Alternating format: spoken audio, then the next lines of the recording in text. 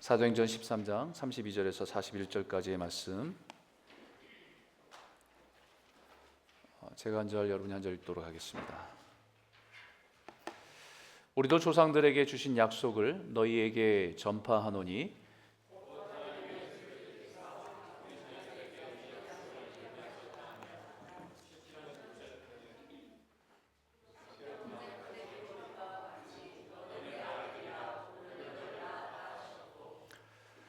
또 하나님께서 죽은 자 가운데서 그를 일으키사 다시 썩음을 당하지 않게 하실 것을 가르쳐 이르시되 내가 다윗의 거룩하고 미쁜 은사를 너희에게 주리라 하셨으며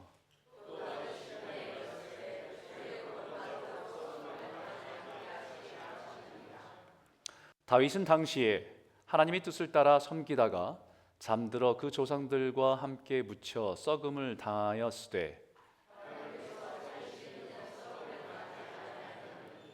그러므로 형제들아 너희가 알 것은 이 사람을 힘입어 죄사함을 너희에게 전하는 이것이며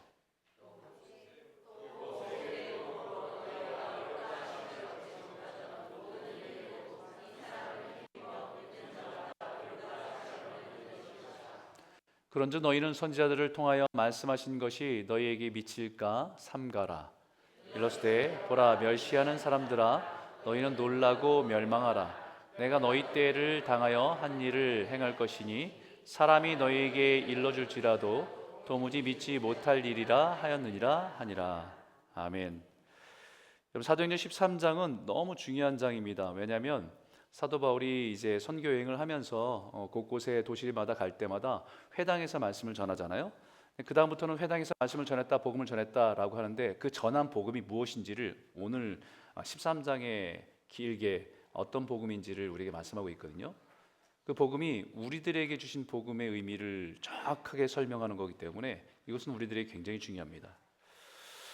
여러분, 사람이 살아가면서 약속을 배워가면서 살아요. 우리 친구들하고 약속하고 만나고, 그 사람에게 있어서는 이 약속이 주는 의미는 굉장히 큽니다. 개인과 개인 또 개인과 사회와의 약속은 서로를 신뢰하게 만들고 또 그 약속한 사람에게 안정감을 주죠. 근데 만약에 약속을 이 두 사람이 약속을 했는데 한쪽에서는 열심히 그 약속을 지키려고 애쓰는데 다른 한쪽에서는 약속을 무시하고 자기 마음대로 하면 그런 상황을 우리는 뭐라고 해야 되죠? 두 사람이 약속을 했어요. 근데 한 사람은 열심히 약속을 지킵니다. 그럼 한 사람은 약속 전혀 개의치 않습니다. 그래서 그럼 우리는 그런 상황이 되면 어떻게 말해요? 뭐라고 얘기합니까? 속았다. 그죠? 속았다고 얘기합니다. 아니면 뭐 심각하게는 사기당했다, 뭐 이렇게 얘기할 수 있죠. 서로가 맺은 약속을 신실하게 지킨 사람은 그런 약속을 열심히 지켰는데 상대방이 지키지 않는 걸 통해서 고통받습니다. 피눈물 나게 되죠. 또 이 약속을 쌍방에서 같이 약속을 했어요. 그런데 이 쌍방에 약속한 두 사람이 한쪽이 아니고 둘 다 약속을 무시하고 살아요. 그러면 그것을 또 뭐라고 부르면 좋겠습니까? 그런 상황이 되면 어떤 상황이 우리에게 처해지는 거죠? 아마 그런 상황이라고 한다면 여러 가지 케이스가 있겠지만 아마 우리에게 느껴지는 느낌은 동일할 겁니다. 허무하다,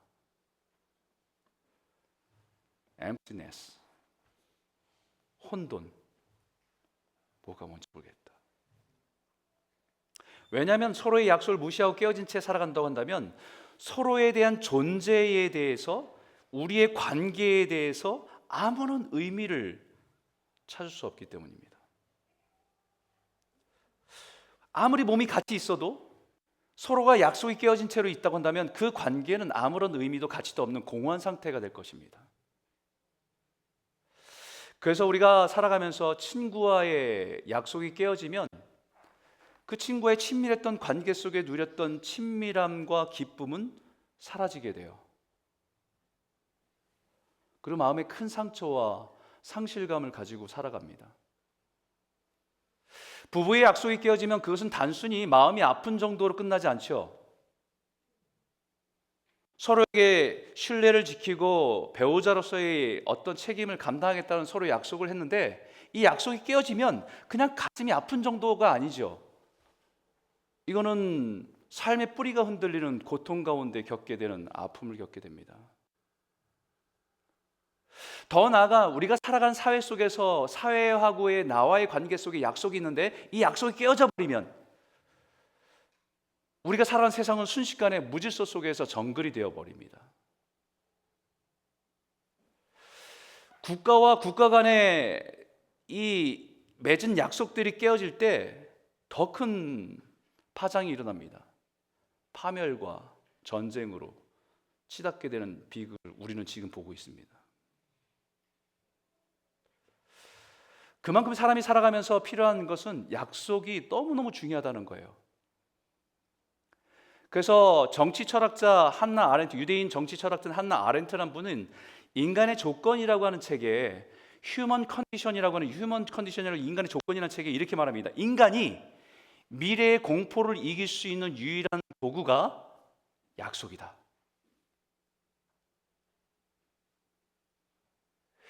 인간이 가진 한계가 우리는 내일을 알 수 없잖아요.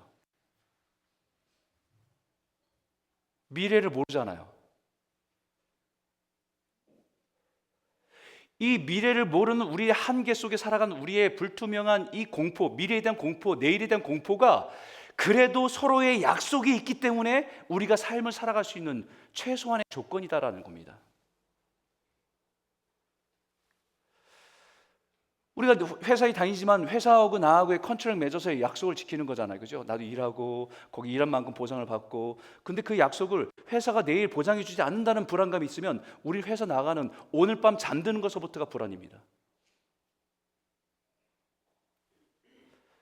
이 약속은 불확실성의 바다 속에 던져진 신뢰의 닷과 같다는 거예요. 불확실성의 바다, 뭐가 어떻게 될지 모르는데 그러나 그 약속이 그래도 나를 지킬 수 있는 신뢰의 닷이 돼서 나를 붙들어 준다라고 말하고 있는 겁니다. 사람의 한계는 미래를 알 수 없는 한계 속에 살아가는 것이기 때문에 약속은 인간의 불확실한 미래를 보증해 주는 존재의 안전장치라고 말합니다. 서로의 약속이 있기 때문에 우리는 이 오늘이 내일과 연결될 수 있다는 겁니다. 약속이 불완전하다 한다면, 오늘 여러분도 우리와 약속이 2시에 오늘 예배가 있다는 약속을 믿고 온 거잖아요. 근데 이 약속이 안 지켜진다고 한다면 집을 떠날 때부터 우린 두려울 거예요.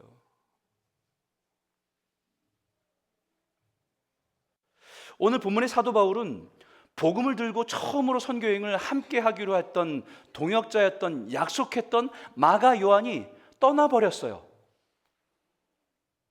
이유야 개인적인 이유가 여러 가지 있겠지만 떠나버렸습니다. 떠나버린 그 순간에 마음이 무너져 있고 지쳐 있는 상황입니다. 함께 하기로 한 이 선교 여행에 가장 중요했던 사람 한 사람이 떨어나가고, 그럼 앞으로 어떻게 해야 될지 막막함 가운데 그냥 회당에 들어와 있는 거예요. 근데 그 회당에서 생각지도 못한 일이 일어났죠. 비시디 안디옥에 있는 회당에서 처음 오늘 안디옥 회당에 처음 나왔는데, 그 회당을 이끌고 있던 그 유대인이 저기 뒤에 있는 바울에게 사람을 보내서 여기에 있는 하나님의 백성에게 전할 말이 있으면 전하라고.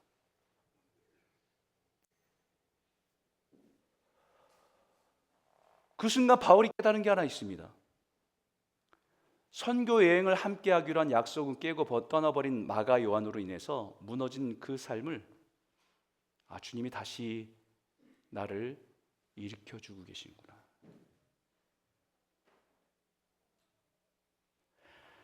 우리가 함께 하겠다고 하는 어떤 약속을 깨버리고 떠난 사람을 인해서 마음이 무너졌지만, 그가 깨달은 것 한 가지는 여전히 하나님의 약속은 변함이 없구나. 오늘 그 말씀을 이 32절 33절에 같이 한번 보겠습니다. 함께 읽을까요? 시작. 우리도 조상들에게 주신 약속을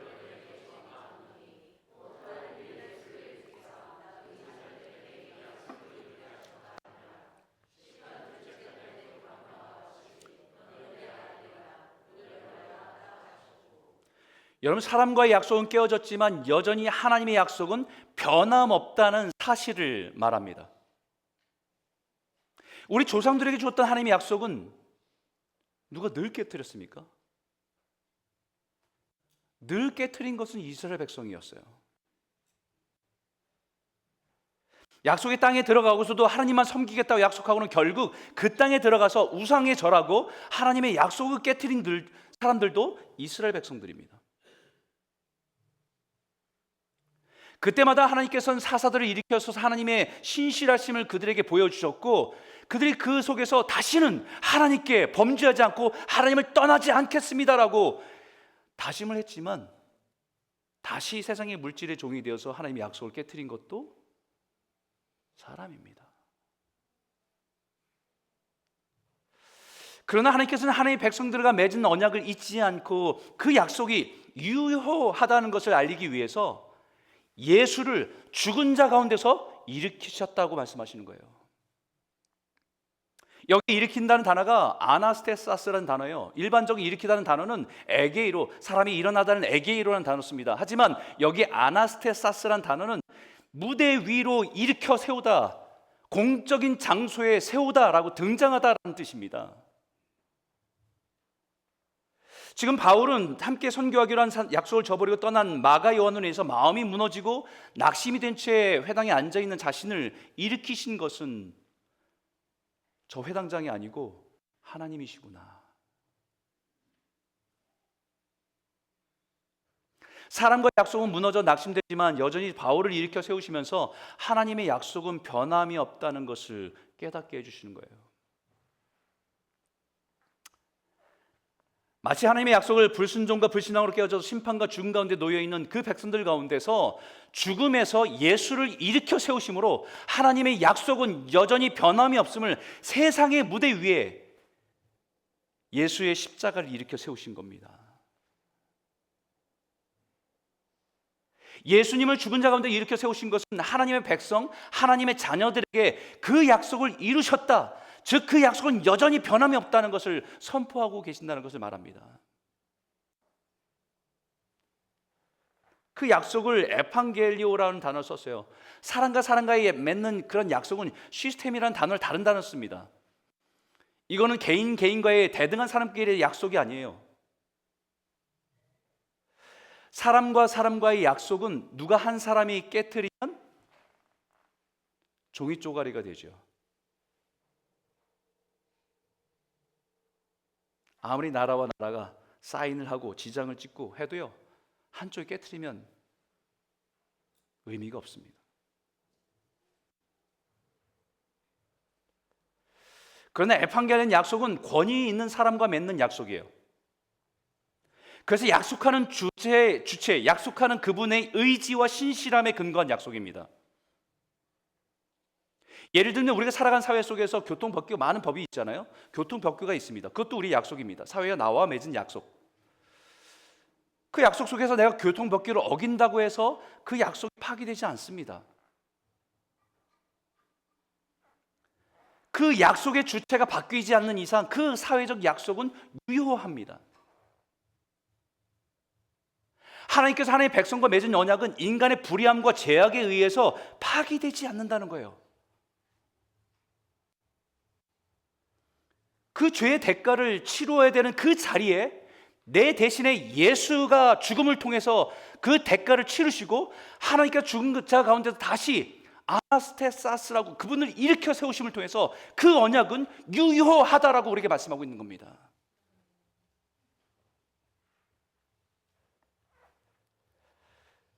바로 그 약속을 힘입어서 지금 바울은 일어나서 복음을 선포하고 있는 거예요.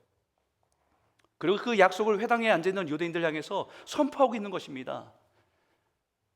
그리고 그 지금 우리 이 자리에 앉아있는 우리들에게 동일한 그 약속을 말하는 거예요. 그리스도인으로 산다는 것은 우리는 바로 그 약속을 붙들고 의지하며 살아가는 거예요. 우리에게 약속하신 그 약속이 어떤 것인지를 구체적으로 말하는데 세 가지로 말하는데 오늘 본문에 첫 번째 약속은 이겁니다. 따라해 볼까요? 예수를 믿는 자는 죽음에서 일으키신다. 여러분 믿습니까? 여기에 분명히 이렇게 말합니다. 33절 같이 읽을까요? 시작. 곧 하나님이 예수를 일으키사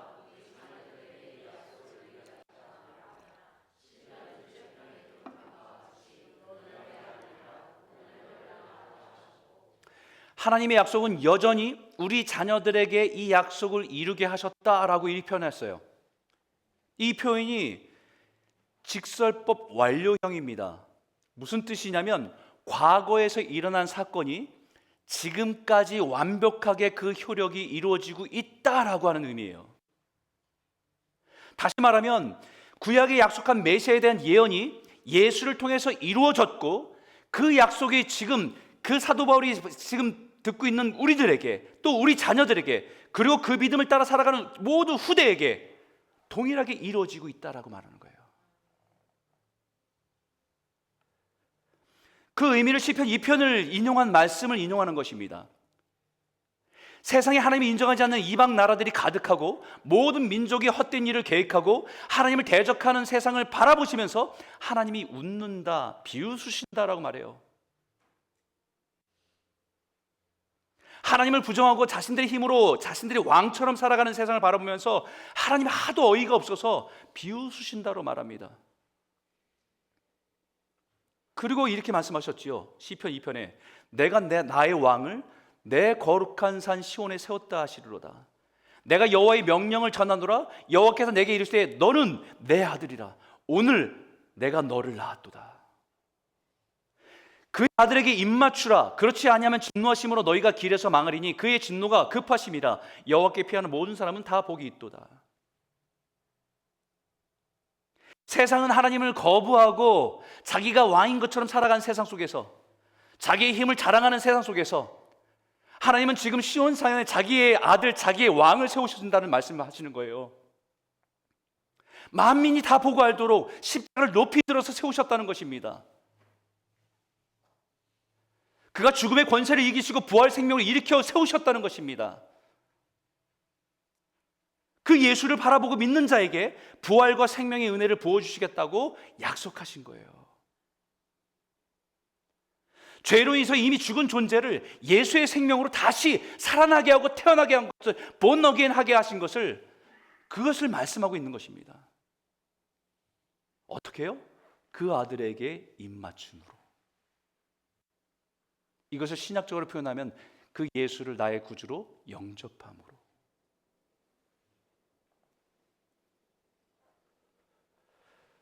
예수를 나의 구주로 나의 왕으로 고백하며 영접하는 자는 예수의 생명으로 하나님의 아들로 다시 태어나게 하신다는 약속을 이루신다는 말씀이에요.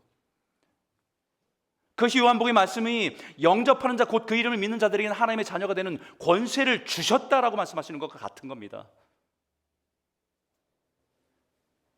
우리 예수 믿는 것은요, 예수 안에서 다시 태어나 살아가는 거예요. born again. 하나님의 자녀로 다시 태어나 살아가는 것입니다. 그 하나님의 자녀들을 죽음의 그늘에서 우리를 일으켜 세우셨기 때문이죠. 사도 바울은 그 약속을 의지해서 다시 일어납니다. 낙심과 절망에서 일어나 자신에게 주어진 약속을 붙들고 일어나고 있는 것입니다.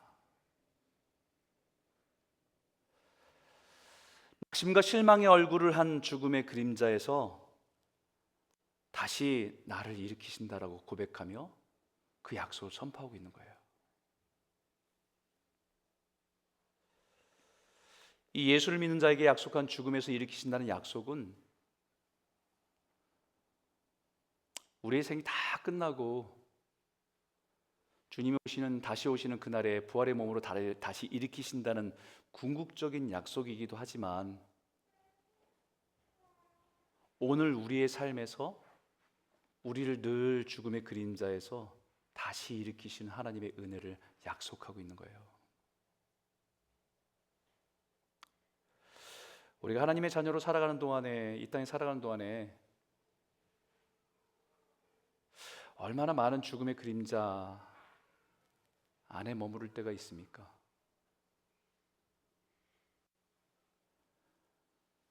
기대하고 바라보던 것들을 상실했을 때,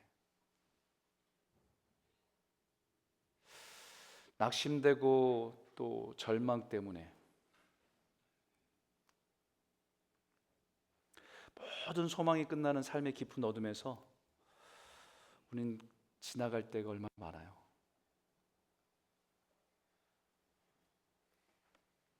근데 그 어둠에서 우리를 일으켜 세우시는 것이 부활이요 생명의 은혜라는 거죠. 우린 지난주에 매일 성경을 통해서 묵상한 마리아와 마르다의 가정 이야기를 묵상했습니다. 죽은 나사로의 죽음, 그 죽음에서 살리신 나사로를 살리신 기적, 그 기적을 묵상하면서 예수님께서 자신을 가리켜서 나는 부활이요 생명이다, 그것을 네가 믿느냐? 마르다에게 질문하잖아요. 마르다가 대답합니다. 주님, 그렇습니다. 주는 그리스도시가 세상에 오시는 하나님의 아들임을 믿습니다. 믿음이 없던 게 아니더라고요. 분명 믿음이 있더라고요. 베드로가 고백한 것과 동일한 고백을 하고 있는 믿음이 있더라고요. 그러나 그 마르다의 신앙의 한계가 있었습니다. 예수님 만났을 때 그녀의 고백한 말에 그대의 그 신앙의 한계가 그대로 드러납니다. 11장 21절에 이렇게 말해요. 마르다가 예수께 여쭤되 이렇게 말합니다. 주께서 여기 계셨더라면 내 오라비가 죽지 아니하셨나이게다. 이 말을 다시 말하면요, 이 말이에요. 주님은 내가 고난 가운데 있을 때 어디 계셨습니까?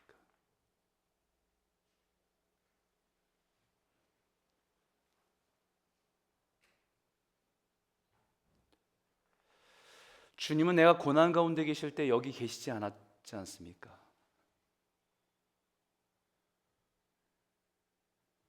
고난 중에 주님의 absence, 부재입니다.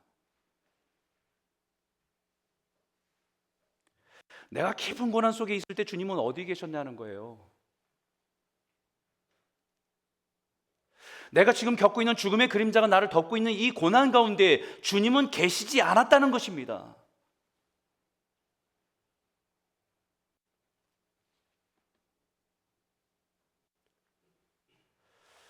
우리가 이럴 때 많잖아요, 그죠? 주님이 나를 선한 목자로 이끌어 주신 그 은혜를 기억하면서 우리 살아가고 너무 기뻤어요. 관계가 없는 게 아닙니다. 주님을 믿는 믿음이 있어요. 근데 어느 순간 우리 인생에 고난이 오면 주님이 안 보이죠.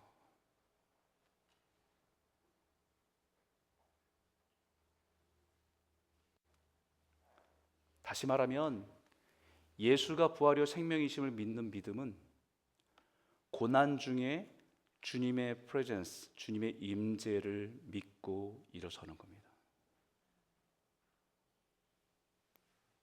왜 선한 목자가 푸른 풀밭 쉴 만한 물가로 인도하시다가 왜 사망의 음침한 골짜기를 이끌어 가시겠어요? 내가 함께 있다는 것을 알기를 원하시죠.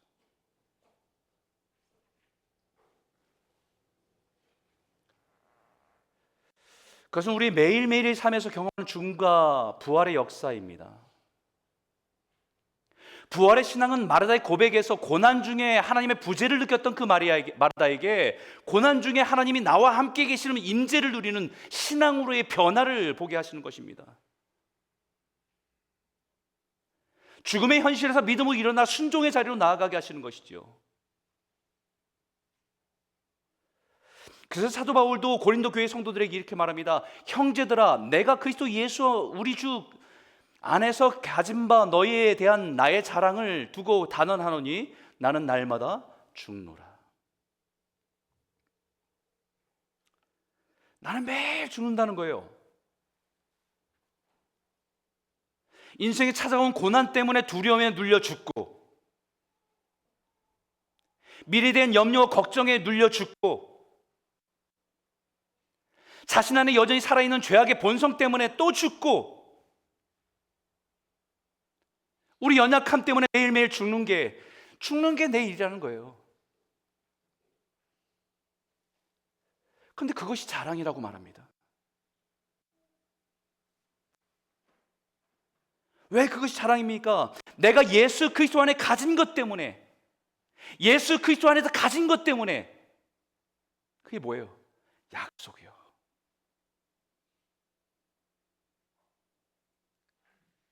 하나님의 자녀들을 죽음에서 다시 일으켜 세우신다는 그 약속 때문에, 내 삶 가운데는 이 어둠으로 죽음과 같은 시간들을 지나가도 하나님의 자녀들을 주님께서는 그 죽음에서 일으켜 주신다는 약속 때문에 난 자랑한다라고 얘기하는 거예요.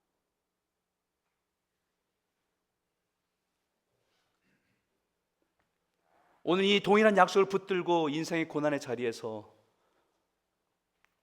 일어서시는, 주님을 의지해서 일어나는 그런 은혜가 여러분과 저에게 있기를 주님의 이름으로 축복합니다. 두 번째 우리에게 주신 약속은요, 따라해 볼까요? 이 사람을 힘입어, 예수를 힘입어 거룩하고 의롭게 하신다는 약속입니다. 34절인데 같이 한번 읽겠습니다. 시작. 또 하나님께서 죽은 자 가운데서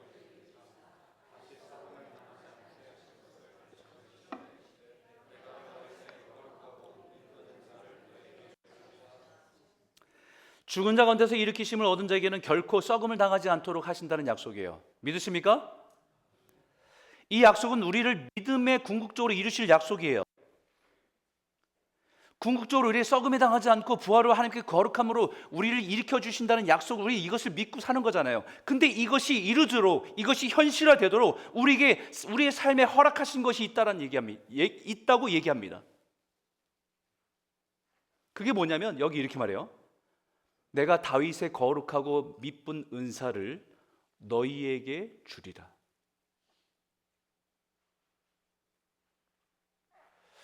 그럼 우리 질문이 있죠. 하나님께 다윗에게 주신 은사가 뭐지? 막 머릿속에서 이제 우리 성경적인 지식을 막 동원해서 생각해 봅니다. 뭘 알아야 주님께서 우리에게 주신 것을 무엇인지를 알 거 아니에요, 그죠? 다윗에게 주신 은사가 뭘까요?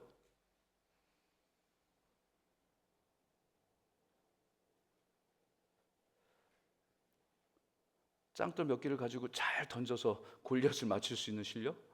그것도 은사긴 하겠죠? 근데 저한테 주신 것 같지는 않은데. 미친 사울에게 다가가서 수금을 연주해서 미친 사울의 그 흥분된 막 혼란스러운 마음을 안정시켜주는 어떤 음악적인 치유의 은사? 그렇다고 한다면 저는 너무 먼, 저에게는 전혀 찾아볼 수 없는 은사. 그러면 뭐 한 나라 왕으로서 한 나라를 잘 다스릴 수 있는 리더십, 다스림의 은사?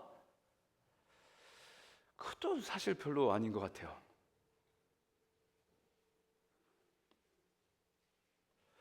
동일한 믿음을 가지고 우리들에게 주시게 했다고 하는 다윗의 은사는 무엇인가? 거룩하고 미쁜 은사라고 하는 단어가 호시아타 파피스타라고 얘기합니다. 이거는 거룩한 것들, 자비로운 은혜란 뜻이에요. 우리가 일반적으로 아는 그 은사들, 뭐 방언, 예언, 뭐 이런 거 얘기할 때는 카리스마라고 얘기합니다. 여기는 그 카리스마 단어가 아니라 호시아라는 단어를 썼어요. 이 호시아라는 단어는 구약의 헤세드랑 연결되는 단어예요.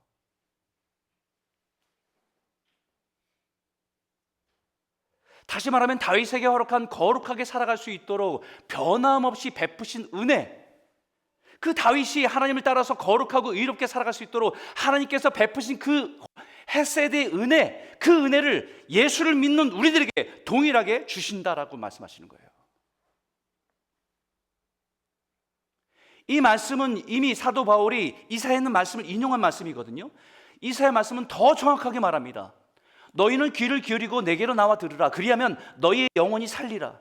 내가 너희를 위하여 영원한 언약을 맺으리니 곧 다윗에게 허락한 확실한 은혜이니라. 확실한 헤세드 은혜이니라. 다윗에게 허락한 이 약속은 변함이 없고 하나님이 확실한 하나님의 은혜를 통해서 주어진 약속을 통해서 다윗을 이끌어 오셨다는 것을 너희에게도 주겠다고 하는 것을 약속하고 있는 거예요. 우리가 알다시피 다윗이 완벽한 자가 아닙니다. 성경의 위대한 인물로 알고 있지만 그렇게 완벽한 자는 아니었어요. 우리들보다는 훨씬 거룩하고 신실한 사람임에 틀림이 없지만 흠이 없는 사람은 아니었죠. 심지어는 부하의 아내를 취하기 위해서 부하를 그 적진에 들여보내서 죽게 만들고 그 여인을 자신의 아내를 취해서 그것을 고통으로 자기 인생을 어렵게 만든 사람이 다윗이잖아요.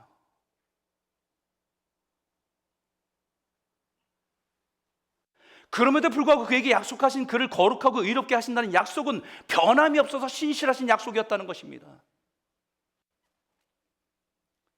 우리 연약함이나 우리 부족함 때문에 다시 번복되지 않을 확실한 약속을 우리에게 하고 계신다는 것을 말씀하고 있는 거예요.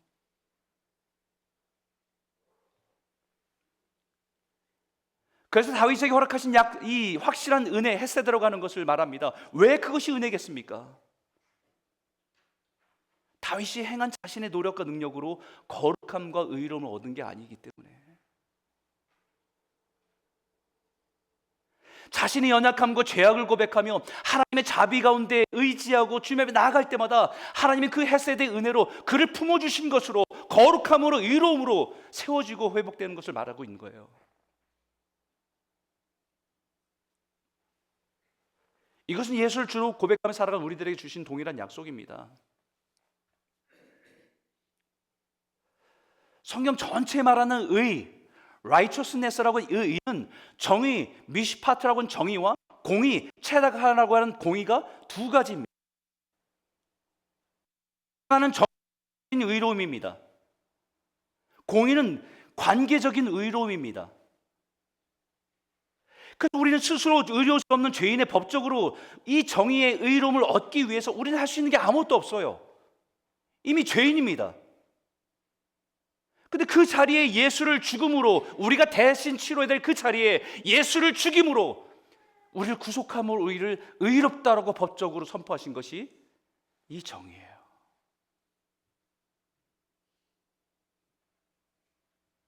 또한 그것이 예수님의 십자가입니다. 예수님의 십자가는 우리 허물과 연약함으로 온전할 수 없지요.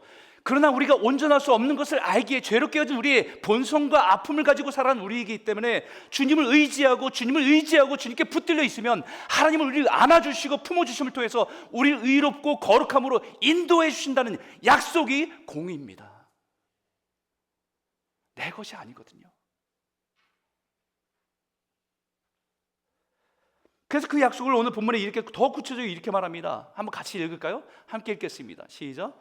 그러므로 형제들아, 너희가 할 것은 이 사람을 힘입어 죄사함을 너희에게 전하는 이것이며, 또 모세의 율법으로 너희가 의롭다 하심을 얻지 못하던 모든 일에도 이 사람을 힘입어 믿는 자마다 의롭다 하심을 얻는 이것이라. 우리가 하나님의 자녀가 된 것도 이 사람 예수 그리스도를 힘입어 죄사함을 받아 의롭다함을 받은 것이고, 우리 스스로 의롭다함을 얻을 수 없는 연약한 존재인 우리를 이 사람 예수 그리스도를 힘입어 의롭다함을 얻는 것도 은혜이기 때문에 바로 그 은혜를 너희에게 주시겠다라고 얘기합니다. 이게 약속이에요.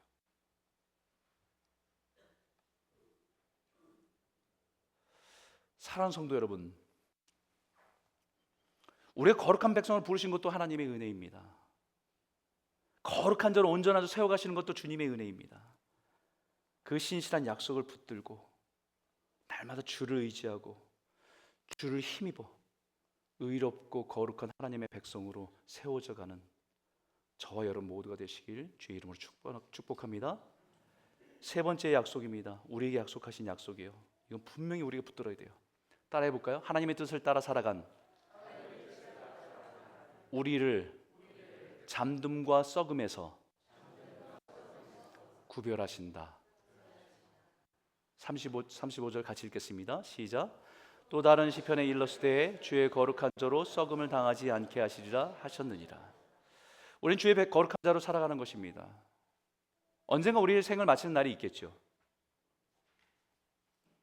5년 뒤가 될지 10년 뒤가 될지 30년 40년 뒤가 될지. 그렇지만 우리가 죄로 말미암아 이 땅에 썩음을 당하는 존재가 아니라는 거예요. 썩어질 것을 위해 살다가 썩어질 운명이 아니라는 겁니다. 그럼 우리는 어떻게 살아가도록 하셨나?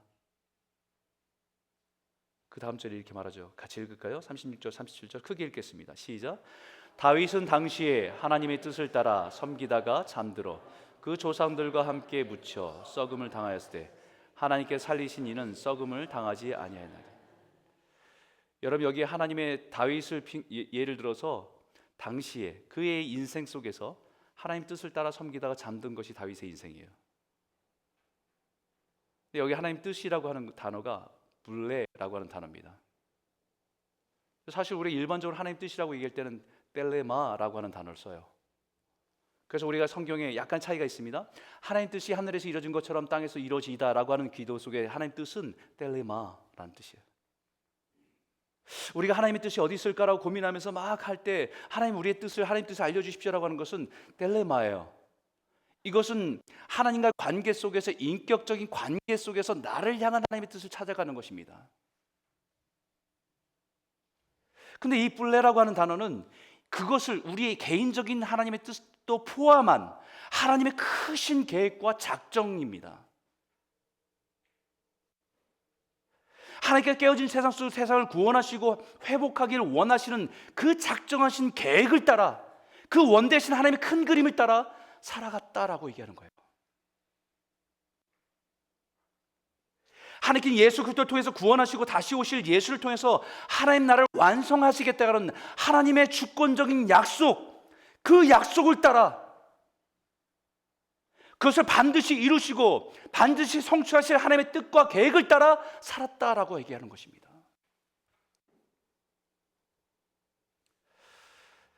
여러분, 성경 우리 에스더서를 기억하시죠? 아시는 분이 많이 있을 겁니다. 그죠? 에스더가 왕후가 됐잖아요. 페르시아 제국의 왕후가 됐습니다. 왕후가 돼서 이스라엘 백성들이 다 진멸할 위기 가운데 처했을 때 그 삼촌인 모르드게가 나가서 에스더에 이렇게 물어봅니다. 네가 왕후가 된 것이 이때를 위함이 아닌지, 네가 왕후가 된 것이 지금 이때를 위해서 하나님의 뜻이 있는 것은 아닌지 생각해 보라는 거예요.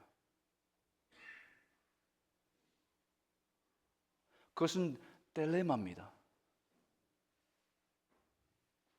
각 사람을 향한 하나님의 뜻이 내 인생에 어떻게 살아야 될지, 지금 이 순간에 어떤 결정을 해야 될지, 그것에 대한 하나님의 뜻을 찾는 것은 텔레마예요. 그런데 이렇게 말합니다. 그 뒤에 네가 만약에 안 하더라도 하나님께서는 다른 손길을 통해서 이스라엘 백성들을 구원하실 계획은 이루실 것이다. 네가 하지 않아도 하나님이 이 원단 계획 속의 구원의 역사는 하나님이 그 뜻을 이루어 가실 것이다 라고 말씀하는 겁니다. 이게 뿔레예요.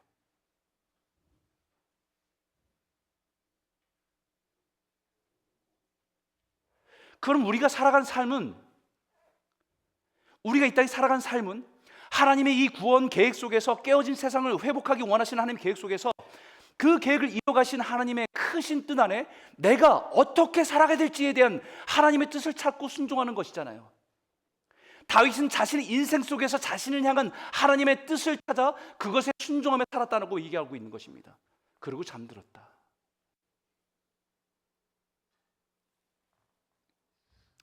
그 구원의 역사는 다윗의 자신의 인생의 때에 그 약속을 따라 살았다가 잠들었다는 것입니다.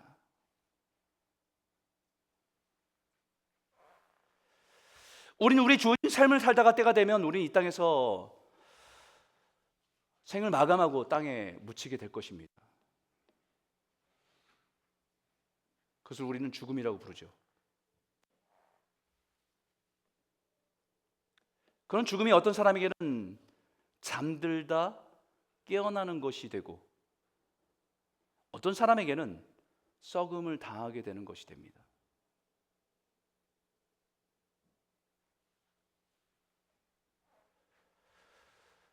여러분, 우리 이민자로 살아가면서 우리는 고민을 좀 해봐야 될 게 있어요.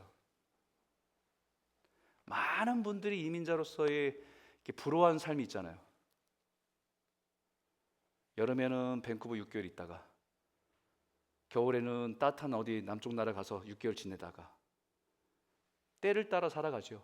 계절의 때를 따라서.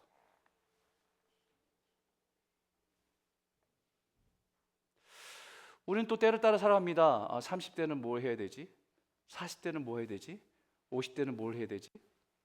60대 이후에는 은퇴 이후에 뭘 해야 되지? 때를 따라 살아가는 삶이야, 그것도.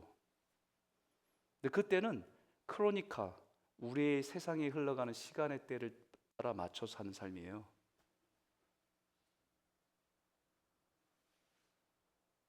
근데 하나님은 우리에게 무엇을 말씀하시냐면 하나님의 때에 맞는 삶이냐는 거예요.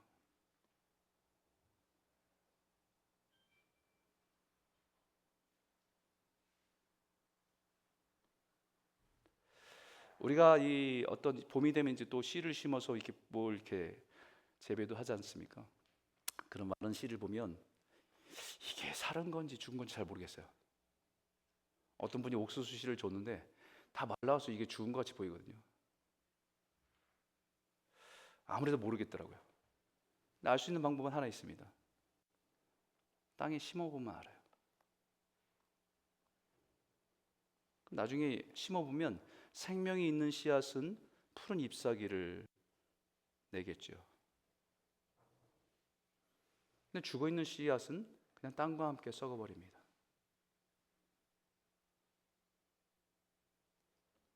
우리 삶도 마찬가지예요. 우리 안에 예수의 생명이 있는가?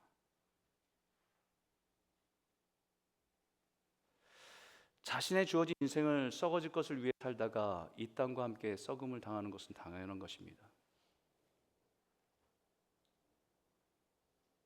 그러나 우리 안에 예수의 생명으로 인해서 하나님의 약속을 따라 내 삶을 드리고 하나님을 섬기다가 생을 마감하는 인생은 주님이 다시 오시는 그날에 깨어 일어나 주님을 맞이하게 될 줄 믿습니다.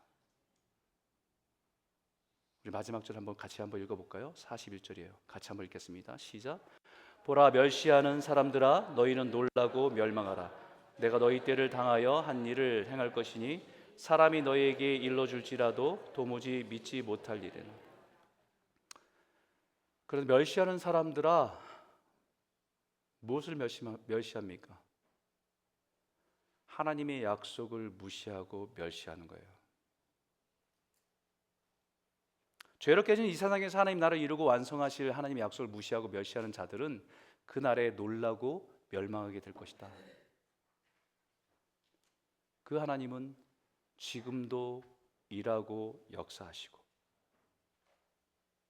그 하나님의 약속을 이루어가고 계십니다. 그 약속을 믿지 않는 자들에게는 아무리 보여주고 알려주어도 믿지 않는다는 거예요. 보지 못해서 못 믿는 게 아니고 듣지 못해서 못 믿는 게 아니고 하나님의 약속을 거부하는 거예요. 사랑하는 성도 여러분, 하나님의 약속을 따라 살아가고 계십니까? 오늘 우리의 삶에 찾아온 고난의 어둠에 가려서 그 약속이 보이지 않는 분이 혹시 있으십니까?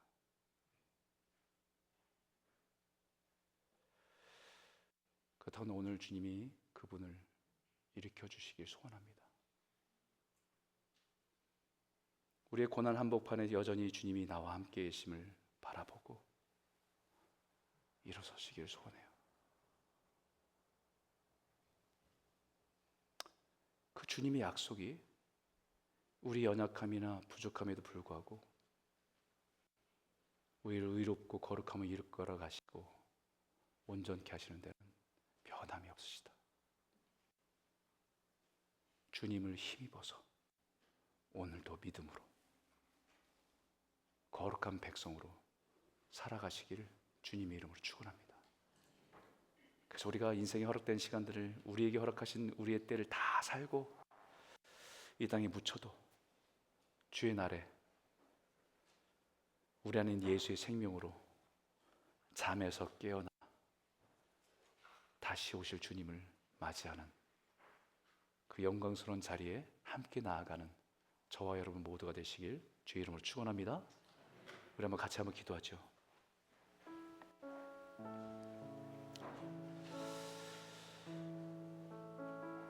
우리 예수님을 믿으면서 어떤 주님을 여러분들이 생각하고 계십니까? 여러분 안에 이 약속을 붙들고 계십니까? 우리가 살아가면서 어떤 약속이든 세상이 준 약속이든 아니면 어떤 약속이 우리는 붙들지 않고는 살아갈 수 없어요. 근데 무슨 약속을 붙들고 살아가십니까? 오늘 우리에게 주신 약속을 붙들고 살아가게 하셔서 인생이 깊은 고난 가운데 우리를 일으켜 주시고 생명의 능력으로 살아가게 하여 주십시오. 예수님을 주로 고백하며 살아가지만 우리의 연약함과 부족함의 한계를 인정합니다. 우리의 힘과 능력이 아니라 예수를 힘입어 날마다 거룩함과 의로움을 따라가는 삶을 살게 하여 주시옵소서. 우리에게 허락한 우리 인생의 때를 다 살고 하나님의 뜻을 따라 섬기며 살아가다가 언젠가는 이 땅에 묻히지만 그러나 우리의 인생은 썩어질 인생이 아니라 죽음에서 깨어나 다시 오실 주님을 맞이하는 인생 되게 도와주시옵소서. 우리 한번 같이 한번 말씀을 의지해서 함께 기도하기 원합니다. 함께 기도하겠습니다. 하나님 아버지 감사합니다. 하나님 아버지 오늘 이 말씀을 통해서 우리가 주님을